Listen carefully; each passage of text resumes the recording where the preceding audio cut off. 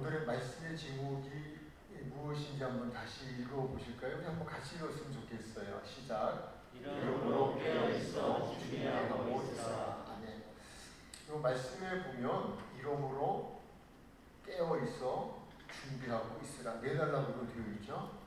근데 오늘 우리에게 주신 말씀 마태복음 24장 42절로 44절의 말씀을 보면 그 말씀에 매우 중요한 접속 부사 두 가지 단어가 있습니다. 두 개의 단어는 하나는 42절에 그러므로라는 단어입니다. 이 단어를 국어학상 접속 부사라 이렇게 이야기합니다. 그런가 하면 두 번째 접속 부사로 소개되어지는 것이 44절에 이러므로라고 하는 단어입니다. 먼저 그러므로라고 하는 이 접속 부사는 어떤 때 사용이 되어지는 것인가를 설명을 드릴 거예요. 그러므로라고 하는 이 접속 부사는 앞에 내용이 뒤에 내용의 이유와 원인이 되어지는 근거로 쓰여질 때에 사용되어지는 접속 부사라고 하는 거예요. 이게 국어적인 용어 해석을 하면 조금 어려워지나요? 쉽게 이렇게 이야기하죠.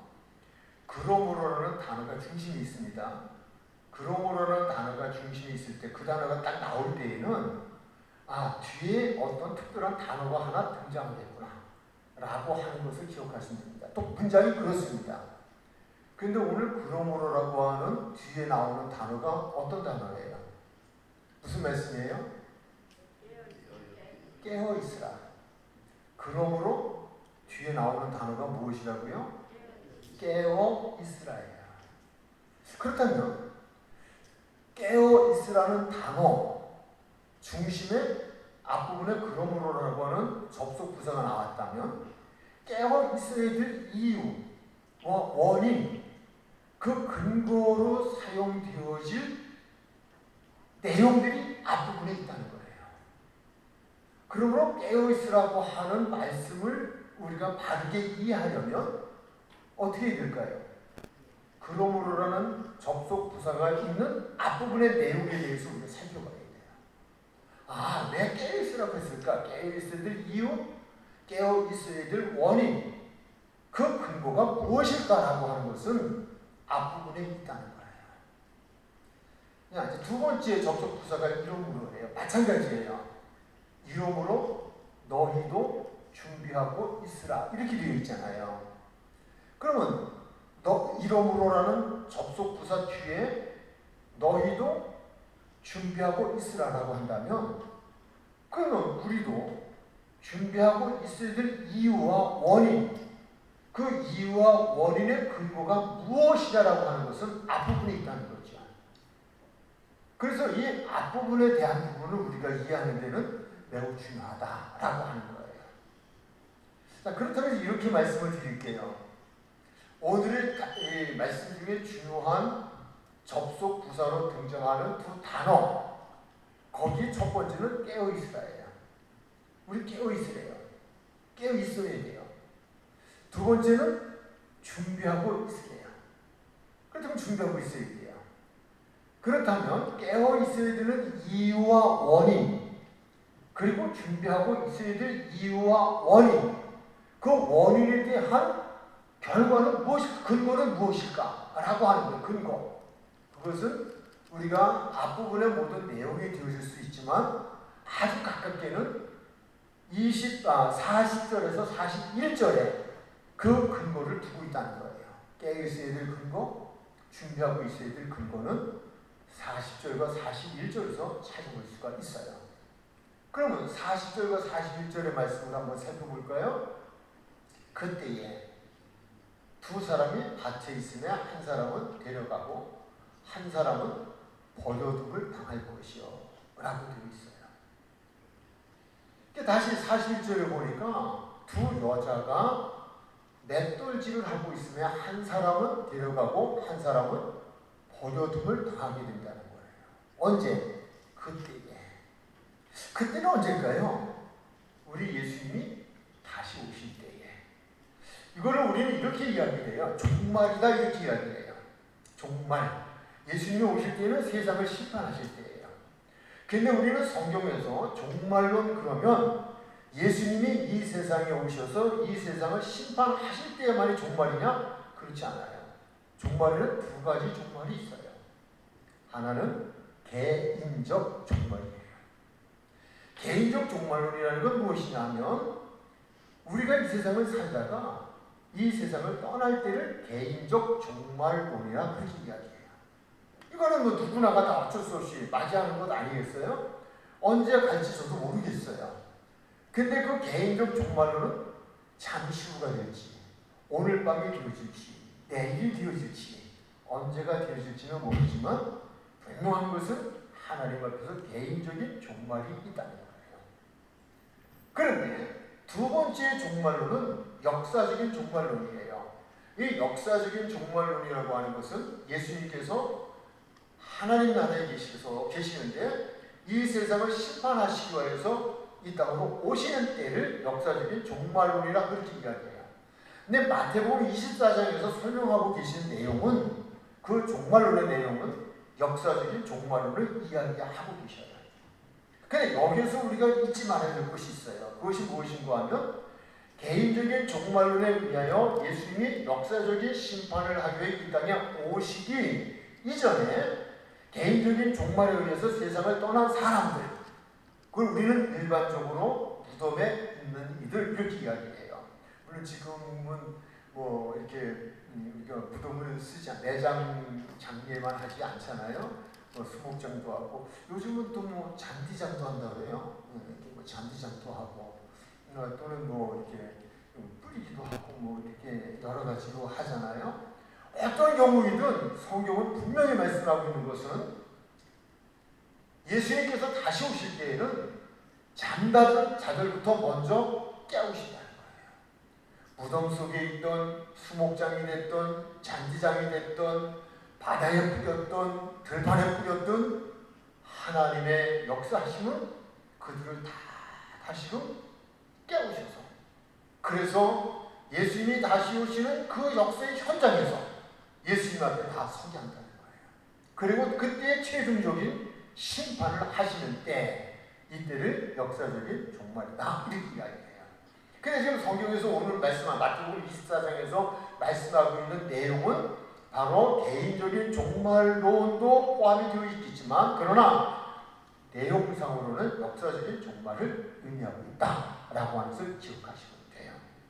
그런데 예수님께서 다시 오시는 그때에 어떤 일이 생길 것인가? 예수님이 다시 오셔서 그때에는 두 사람이 밭에 있으면 한 사람은 데려가고 한 사람은 버려움을 당하고 또 두 사람이 맷돌질을 하고 있는데 한 사람은 데려가고 한 사람은 버려둠을 당하는 것처럼 최종적으로 심판의 날에 어떤 이는 천국으로 어떤 이는 지옥으로 가게 되어진다 라고 하는 말씀을 주시고 계시다는 거예요. 제가 지금 이 설명을 드리는 이유가 뭐예요? 바로 우리 예수님께서 42절로부터 44절에 42절에 그러므로 깨어있으라 라고 한 이유가 무엇이냐, 그 원인이 무엇이냐, 그 근거가 무엇이냐를 설명드리고 있는 거예요. 우리 예수님이 다시 오시면 나눠져요. 한 사람은 들림받고 한 사람은 버림받고, 이야기는 한 사람은 천국이요 한 사람은 지옥이에요. 그렇다면 이 말씀을 주신 이유는 예수님이 오시는 그날에 이 말씀을 듣는 모든 사람들이 어떤 사람이 되길 원하시는 것일까요? 들림받는 자예요? 버림받는 자예요? 천국 가는 사람이에요? 지옥 가는 사람이에요? 천국 가는 사람이에요. 그래서 깨어있으라는 거예요. 이러므로 너희도 준비하고 있으라. 왜 준비하고 있어야 돼요? 무엇 때문에? 그때가 되면 준비하지 아니한 자는 어디로 가요? 지옥 가고. 준비된 자는 어디로 가요? 천국 가니까. 그러니까 깨어 있어야 되고 그날 그때가 있으니까 그러니까 다시금 준비하는 일들이 되어지라라고 하는 거예요. 자, 이제 두 번째 말씀을 드리면요, 이 말씀은 왜 주셨을까? 하는 거예요. 이미 설명 속에 다 답이 있었어요. 이 말씀을 왜 주셨을까요? 오늘 우리들에게 왜 들려주실까요? 하는 거예요. 뭐 때문이에요? 우리로 하여금 무엇이 되려고? 어떤 사람들이 되게 하려고? 천국 가는 사람들이 되게 하려고. 그때에 버려지는 자가 아니라 다 선택되어져서 천국으로 들어가는 자들이 되기 위해서 이 말씀을 주신 거예요. 그렇다면 이 말씀은 누가 누구에게 주신 것일까요? 라고 하는 거예요. 굉장히 중요한 부분이에요. 오늘의 이 말씀은 누가 누구에게 주신 걸까요? 네.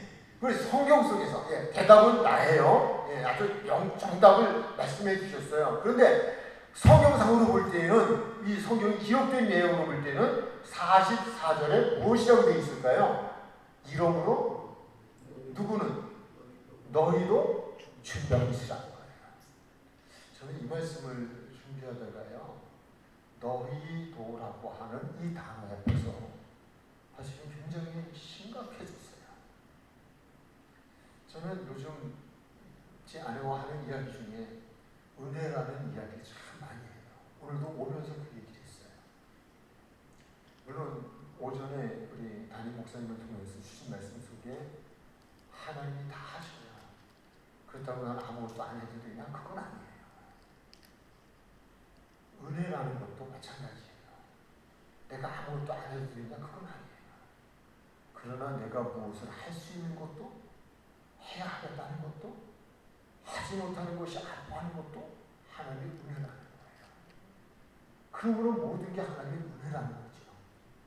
그런데 여기서 너희도라고 하는 단어는 다른 게 아니에요. 예수님의 11제자예요. 매우 심각한 부분이에요. 아니, 여기서까지는 12제자예요. 예수님의 12제자와의 이야기예요. 마태복음 24장 시작이 그렇잖아요. 예수님의 제자들이 예수님께 예수님 종말이 언제 올 건데요? 그때는 어떻게 될 건데요? 제자들의 질문이에요. 그 제자들에게 예수님이 지금 답변을 하시면서 그러면서 이러므로 너희도 준비하고 있으라는 거예요. 무슨 말씀일까요? 예수님의 12제자가 되었다고 하더라도 그들이 예수님이 다시 오시는 그때를 위하여 무엇하고 있지 않으면, 준비하고 있지 않으면, 깨어서 준비하고 있지 않으면 12제자라 할지라도 그들도 무엇할 수 있다는 거예요? 버려질 수 있다는 거예요. 지옥 갈 수 있다는 거예요. 굉장히 무서운 말씀이에요. 아주 중요한 말씀이에요. 저는 먼저 저 자신에게 질문을 던졌어요. 너 누구니? 하나님 앞에는 개인적으로 변승분이잖아요. 그러나 공적으로는 하나님께서 목사 세워주셨잖아요. 그러면 제가 한 70년, 한 60년, 한 70년 가까이 예수님을 믿는다고 교회를 다녔던 것 같아요. 한 70년 동안 교회를 다녔고 또 그리고 집사고 권사였고 그래서 장로 피택을 받으려고 하는 때에 그래도 신학을 가서 전도사가 되고 목사가 됐잖아요. 그리고 목회를 했잖아요. 그런데 그렇다고 해서 제가 천국을 따는 당상이냐? 그건 아닐 수 있다는 거예요. 그럼 지금이라도 그렇게 예수님을 3년씩이나 따라다녔던 그 제자들에게 예수님이 하신 말씀은 너희도 깨어있어야 되고 너희도 준비하고 있어야 된다는 거예요. 준비하고 있으라는 거예요. 준비하지 않으면 버려진다는 거예요. 얼마나 무서운 말씀이에요. 저는 그래서 제가 목회하면서 항상 강단에서 강조했던 건 그거예요. 저 자신부터가 목사가 되어지는 것보다 중요한 거는 믿는 거예요. 목사가 되어지는 것보다 중요한 건 그분의 은혜를 입고 구원받는 거예요. 근데 우리는 잘못하면 교회 안에서 무엇이 되어지려고는 애를 쓰는데 믿으려고는 애를 쓰는 것이 적지 않나 하는 생각도 되어져요. 여러분, 목사가 되어지는 것 중요해요. 장로가 되어지는 것도 중요해요. 권사가 되어지는 것, 집사가 되어지는 것, 무엇이 되어지는 것 중요할 수 있어요. 그러나 그보다 더 중요한 것이 있어요. 목사가 되어져도 장로, 권사, 집사가 되어져도 무엇하지 않으면 말씀대로 준비되지 않으면 못 가요. 우리가 교회 다니는 건 무엇이 직분자가 되기 위해 다니는 것보다도 더 중요한 것은 천국 가기 위해 다니는 거잖아요. 오늘 말씀에 너희도 준비하고 있으라라는 단어예요. 저는 저를 포함한 제 혈육과 그리고 사랑하는 우리 성도님들 모두가 깨어있어 준비하고 있는 이들이 되어줘서 그래야 모두가 주님 오시는 그날에 다 들림 받는 천국 백성 되어지는 복 있는 이들이 되어지기를 주님의 이름으로 축복합니다. 오늘의 말씀에서 우리에게 준비하라고 하셨는데 그렇다면 무엇을, 언제, 왜 해야 되는지 이 세 가지를 살펴보면서 은혜를 나누려고 해요. 첫 번째, 무엇을 준비해야 할까요? 라는 거예요. 성경은 문제만 제시해 놓지 않았어요. 문제만 내놓지 않았어요. 어디에도 보면 문제를 내놓고 반드시 하나님은 답을 주셨어요. 그 답을 찾지 못해서 그렇지. 근데 그 답이 어디 있냐? 성경 안에 있어요. 그러니까 여기에서 마태복음 24장에서 종말이 있어질 것과 종말에 어떤 일이 있어질 것과 그리고 종말이 있어질 때에 우리는 어떤 이들이 되어야 할까를 결론을 맺었잖아요. 준비하고 있으라. 그러면 예수님께서 그냥 준비하고 있으라 끝나지 않았어요. 무엇을 준비해야 될까를 가르쳐 주셨어요. 그것이 어디 있냐? 25장에 들어가면서 있어요. 25장에는 세 가지를 준비하라 했어요. 세 가지를 준비하라 했는데 1절에서부터 13절까지는 열 처녀의 비유를 통하여 기름을 준비하라. 기름 준비되어진 자는 혼인잔치에 들어가지만 기름이 준비되어지지 않은 이들은 혼인잔치에 들어가지 못해. 이렇게 말씀했어요. 그러니까 사랑하는 제자들에게 지금 준비하라 첫 번째 준비는 기름을 준비하라는 거예요. 구체적인 말씀은 다음 시간에 드릴 거예요. 다음 시간에는 제가 오늘 시간에 말씀드릴 거예요. 두 번째 준비할 것이 있대요. 그것이 무엇인가 하면 14절로부터 30절까지의 말씀을 통하여 달란트의 비유예요. 달란트는 재능이요. 그것은 곧 교회가 사용하는 단어 중에 은사라는 단어예요. 은사가 있어요. 은사를 묻어두면 안 돼요. 은사를 활용하라는 거예요. 은사가 없는 일은 아무도 없어요. 다 있어요. 100%다 가지고 있어요. 다만 5개냐 2개냐 1개냐의 차이가 있을 뿐이지 다 있다는 거예요. 그런데 그 어떤 것도 땅에 묻어두어서는 안 된대요. 그걸 활용함으로 주님의 즐거움에 참여하는 자가 되고 더 많은 것으로 맡김받는 이들이 되라. 그걸 준비하는 거예요. 세 번째 준비해야 될 것은 31절에서부터 46절까지 해서 예수님께서 굶주리시고 목마르시고 헐벗으시고 감옥에 갇히시고 병들어 있을 때에 예수님을 돌본 자들, 즉 소유, 자신이 가지고 있는 어떠한 소유라고 하는 것은 물질적인 소유도 되어지지만 건강의 소유, 능력의 소유 다 포함이 될 수 있어요. 그러나 말씀 속에서 보면 물질적인 소유를 더 많이 말씀하고 있는 부분이에요. 그것 가지고 예수님이 어려움을 당했을 때에 예수님을 도왔더니, 그런데 거기서 그렇게 말하잖아요. 예수님이 언제 어려우셨고 내가 언제 예수님 도왔어요? 그랬더니 내 존재 중에 지극히 작은 자 하나에게 한 것이고 내게 한 것이다 라는 거예요. 그 일들을 통하여 준비하라는 거예요. 무엇을 준비해요? 상속자가 되어지는 준비를 하라는 거예요. 그거 하지 않으면, 그 준비하지 않으면 상속자가 되어지지 못하고 바깥 어두운 데 내어 쫓기게 되어질 거야 라는 말씀을 주시는 거예요. 이 부분은 이미 말씀을 드린 대로 다음 시간서부터 하나 이 세 가지 준비할 부분을 구체적으로 설명을 드릴 거예요. 그렇다면 두 번째는 우리는 언제 준비해야 될까요? 이런 것들을 언제 준비해야 될까요? 라고 하는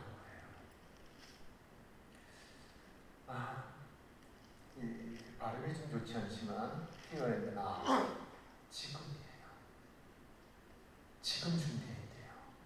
그리고 항상 준비해야 돼요.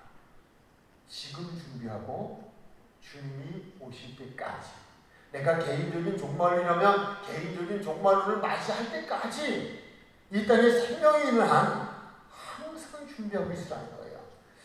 오늘 우리 본문의 내용이었던 42절로 44절에 보면 깨어 있으라라는 단어와 이러므로 너희도 준비하고 있으라는 단어는 현재 진행형이에요. 과거형이 아니에요. 미래형이 아니에요. 현재 진행형이에요. 지금부터 그 시간이 될 때까지 멈추지 말고 항상 준비되어져 있어야 한다라는 말씀을 주시고 계시는 거예요. 그러면 왜 지금 준비해야 될까요? 라고 하는 거예요. 왜 항상 준비하고 있어야 될까요? 라고 하는 거예요. 마태복음 24장 36절을 이렇게 말씀을 해주고 계셔요. 그러나 그날과 그때는 아무도 모르나니 하늘의 천사들도 아들도 모르고 오직 아버지만 아시느니라 그랬어요. 그러나 그날과 그때, 이게 언제예요? 주님 다시 오시려죠? 또 개인적인 종말을 놓고 보면 내가 이 세상을 떠나는 날이죠? 그날 여러분 아세요? 언제 갔을지 알고 계세요? 몇 시인지 아세요? 그리고 우리 분명히 하나 아는 거 있잖아요. 내가 간다는 사실. 이건 분명한 거예요. 우리 예수님이 다시 오시는 건 마찬가지예요. 내가 이 세상을 떠나는 날, 내가 그것이 그날을 모르지만 확실히 알고 있는 것은 나는 간다는 거예요. 아이고, 나는 간다는 거예요. 이건 분명하잖아요. 예수님께서 어느 날 어느 시에 오실지는 모르지만 분명하게 아는 거예요. 그래서 예수님이 앞서 말씀을 보면 무화과 나무의 비유를 통해서 설명을 주셨어요. 무화과 나무의 잎이 푸르르면 여름이 가까운 줄 알지 않니? 이렇게 얘기했어요. 우리도 잘 이해되죠? 예, 이제 오늘 입추죠? 입추가 되어지면 무엇이 온다는 거예요? 가을이 온다는 거 아니에요? 가을이 시작됐다는 거 아니에요? 그럼 우리가 이거를 잘 못 느끼지만 산천 초목을 보면 느낄 수 있잖아요. 조금 지나다 보면 나무잎이 변색을 해요. 나무잎이 떨어져요. 아, 이제 겨울이 오네? 이런 것처럼. 그러니까 무화과 나무 잎이 푸르면 여름이 온다고 하는 사실을 너희가 알지 않냐? 그러니까 오늘이 여름이 왔어, 내일이 여름이 왔어, 이렇게는 말할 수 없지만 여름이 왔네, 오고 있네는 알 수 있는 것처럼 세상의 징조를 보면 예수님이 오실 때를 알 수 있지 않냐는 거예요.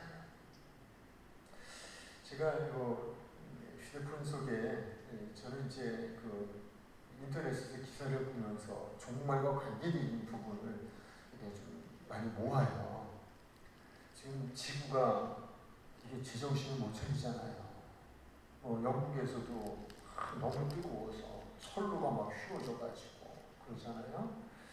제가 좀 그 마음속에 가지고 있는 소원까지는 아니라 하더라도 좀 생각이 있는 게 알프스예요. 알프스를 아주 오래전에 그 알프스 산이 있는 그 아래 지역에서 부흥회를 한 주간 했어요. 부흥회를 한 주간 하면서 새벽 그리고 저녁 집회만 하고 새벽 예배 끝나고 오면 그 교회 담임 목사님이 바로 알프스 산으로 저를 데리고 가셨어요. 그래서 알프스 산 정상서부터 이렇게 하이킹을 하면서 쫙 이렇게 걸으면서 또는 그 지역에 가까운 곳을 집회하는 동안에 아주 관광을 시켜주셨어요. 너무 좋았어요. 다시 한번 우리가 지금도 마음속에 상당히 알프스에 대한 동정하는 마음이 있어요. 동정심이 있어요. 가봐야겠다. 근데 가끔이 깨어지기 시작을 했어요. 왜냐하면요, 알프스산에 올라가 보니까 정상에는 눈으로 꽉 차 있어요. 근데 그 하이킹 이렇게 걸어서 쭉 산 내려오다 보면요, 눈이 있는 부분, 눈이 녹아지는 부분, 눈이 다 녹아진 부분, 꽃이 피는 부분, 그 사랑의 그런 모형들이 이렇게 이어져 있어요. 근데 지금은 눈이 다 녹아졌대요. 눈이 다 없어졌대요. 여러분, 앞으로는 우리가 먹거리가 없어지잖아요. 농사가 힘들어져요. 왜냐하면 물이 없어져요. 근데 아주 없어지면 그건 아니에요. 기온이 올라가면서 지구가 뜨거워지면서 비가 나눠져 와야 되잖아요. 나눠져 와야 곡식이, 이 땅이 비를 먹고 곡식을 키우잖아요. 근데 이 비가 한 번에 오는 거예요. 1년치가 한 번에 쏟아지는 거예요. 그리고 끝이에요. 그 쏟아진 비가, 그 비의 물이 땅에 계속 남아있느냐? 아니에요. 바다로 다 가버려요. 바다로 나가니까 이 땅은 사막화가 되어버리는 거예요. 그러니까 농사를 지을 수가 없어요. 그러니까 먹거리가 사라져요. 며칠 전에 기사를 보니까 중국은 18년 동안 먹을 양식을 준비해놨대요. 우크라이나 전쟁 때문에. 그렇죠? 인도가 기온의 급상승 때문에 밀재가 안 되죠. 그러니까 세계 식량이 기근의 시대가 온다는 거예요. 여러 가지 이제 그런 일들이 이제 생기게 되어지는 거죠. 자, 이야기가 조금 다른 곳으로 갔습니다만 지금 제가 말씀드리는 건 언제 준비해야 되는가? 지금. 왜요? 주님이 언제 오실지 우리는 알 수 없기 때문이다. 오늘 말씀을 다시 한번 들어갈게요. 42절, 44절이에요. 그러나 그날과 그때는 아무도 모른다는 거죠. 그러므로 깨어있으라. 어느 날에 너희 주가 임하는지 너희가 알지 못하리라. 너희도 아는 바에 만일 집주인이 도둑이 어느 때에 올 줄 알았더라면, 시각이 올 줄 알았더라면 깨어있어 그 집을 뚫지 못하게 했을 것이다. 깨어있으라는 거죠. 언제 올지 모르니까. 또 하나, 이러므로 너희도 준비하고 있으라. 생각하지 않은 때에 이제 오리라. 라는 거예요. 또 말씀드려요. 종말론은 몇 가지가 있다? 두 가지가 있다. 무슨 종말론? 개인적인 종말론, 역사적인 종말론. 우리는 역사적인 종말론만 생각하면 계산치 않고 해요. 우리는 언제 갈지 몰라요. 그러나 죽은 자도 다 산자와 함께 무한코 심판하실 때는 역사적인 심판 때이다. 종말 때이다. 라는 걸 기억하시면 돼요. 언제인지 몰라요. 그러니까 내가 내일 준비하지 뭐, 모레 준비하지 뭐, 내가 여기인데 뭐, 한 몇 년 지난 다음에 하면 되지 뭐. no. 그렇지 않아요. 왜요? 알지 못하니까. 그렇게 말씀하시잖아요. 오늘 밤 내 영혼을 도로 찾으리니 그리하면 네 것이 되겠느냐. 우리 몰라요. 알 수가 없어요. 잠시 후에 제가 갈지, 언제 갈지 저는 몰라요. 그러나 분명 간다는 거예요. 그러므로 지금 준비하고 있어야 돼요. 항상 준비하고 있어야 돼요. 이 항상 준비해야 될 부분에 대해서는 마태복음 25장 1절로 13절에서 열심히 비유해서 설명을 더 드리도록 하고요. 항상 준비하고 있어야 된다라고 하는 부분. 이제 마지막 부분이에요. 왜 준비해야 할까요? 라고 하는 거예요. 왜 준비해야 할까요? 잘 아시지 않겠어요, 여러분? 왜 준비해라 그랬어요? 이 준비를 왜 하라 그랬어요? 우리 40절에서 41절 말씀을 생각하시면 돼요. 그때는 어떤 일이 생긴다고요? 밭에 두 사람이 있었어요. 그런데 두 사람이 있었는데 그 중에 한 사람은 들림을 받고 한 사람은 들림받지 못했어요. 그 들림받고 들림받지 못함에 가장 중요한 것은 무엇이었어요? 준비예요. 여러분, 같이 한 밭에서 일했다는 건 뭐예요? 이거는 여기 말씀의 대상이 너희 도라는 걸 잊지 마세요. 교회 같은 사람들 이야기하는 거 아니에요. 오늘 적어도 이 말씀을 듣는 우리 행복한 교회 성도들의 이야기예요. 그럴 리 없을 거예요. 저는 이렇게 이야기하고 싶어요. 결례가 되지 않기 위해서. 임 목사님은 아닐 거예요. 다 준비되셨고 다 뭐 문제 없을 거라고. 너프라고. 그러나 임 목사님 쳐다보지 마시고 옆에 분들 한번 쳐다보세요. 저건 준비됐을까? 저건 준비됐을까? 자, 이제 자신을 보세요. 자신을 나 준비됐을까? 나 오늘 밤에 주님 부르신다면 나 준비된 자야?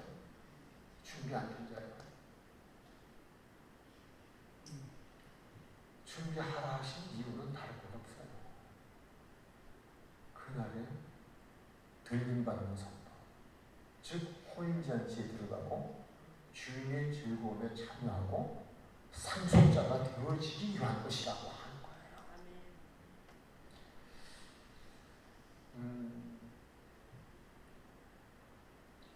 정말 여러분, 그러므로 깨어있으신 성도가 되어지고 이러므로 준비하고 있는 성도가 되어져서 언제 부르신다 할지라도 또한 주님이 언제 오신다 할지라도 그것이 문제되어지지 아니하고 아멘 주 예수여 오시옵소서. 아멘 주 예수여 내 영혼을 받아주옵소서. 그러면서 천국 문이 활짝 열려 그날에 입성하는, 그리고 그곳에서 주인의 즐거움에 참여하고 주인의 모든 것이 내 것이 되어지는 상속받는 상속자의 복을 누릴 수 있는 저와 여러분이 되어지기를 주님의 이름으로 축복합니다. 기도하시겠습니다. 참으로 좋으신 하나님 감사합니다. 성령님이 우리와 함께 하시면 말씀을 가르쳐 주시기도 하시지만 말씀이 생각나게도 해주신다고 하셨습니다. 그러므로 우리에게 성령님이 함께하여 주셔서 말씀을 가르쳐 주시고 말씀이 기억나게 해주셔서 무엇보다도 깨어있고 준비하는